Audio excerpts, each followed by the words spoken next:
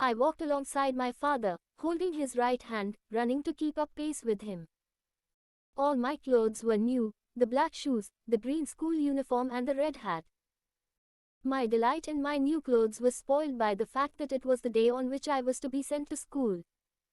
My mother stood at the window watching our progress. We walked along the street lined with gardens.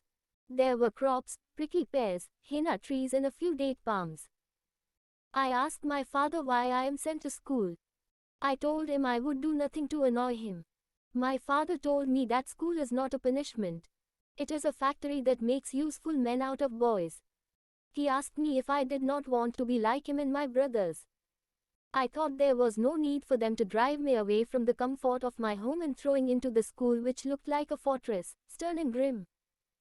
When we arrived at the gate we saw the yard filled with boys and girls. My father asked me to get in and join them. He asked me to smile and to be a good example to others. I hesitated and clung to his hand. But he gently pushed me away from him. Be a man, he said. Today you truly begin life. You will find me waiting when it is time to leave. I took a few steps. There were boys and girls. I did not know anyone. I felt like a stranger. They were looking at me. One boy came to me and asked me who brought me there. I said my father brought me. He said his father was dead. I did not know what to say. When the gate was closed, some children cried. A lady came followed by some men. The men started sorting us into ranks. The lady told us this was our new home. There are fathers and mothers there. There is everything that is enjoyable and beneficial to knowledge and religion. So we must dry our tears and face life joyfully. We submitted to the new realities and it brought some contentment. Living beings were drawn to other living beings. I made friends with such boys who would be my friends and with such girls whom I would be in love with. I had never thought that the school had this rich variety. We played different games, swings, the vaulting horse, ball games, we sang in the music room. We started learning about language. We saw a globe which revolved showing the various continents and countries. We learned numbers. The story of the creator of the universe was read to us. We were told of his present world and his hereafter. We heard what he said. We had good food, took a little nap. We woke up to go on with friendship and love, play and learning. Slowly we found that things were not all sweet. Dust-laden winds and unexpected accidents occurred. So we had to be watchful and patient. It was not all playing and fooling around. Rivalries brought pain, hatred and fighting. The lady sometimes smiled, but she also scowled and scolded. She even gave us physical punishment. The time for changing one's mind was over and there was no question of returning to the paradise of home. Nothing lay ahead of us except exertion, struggle and perseverance.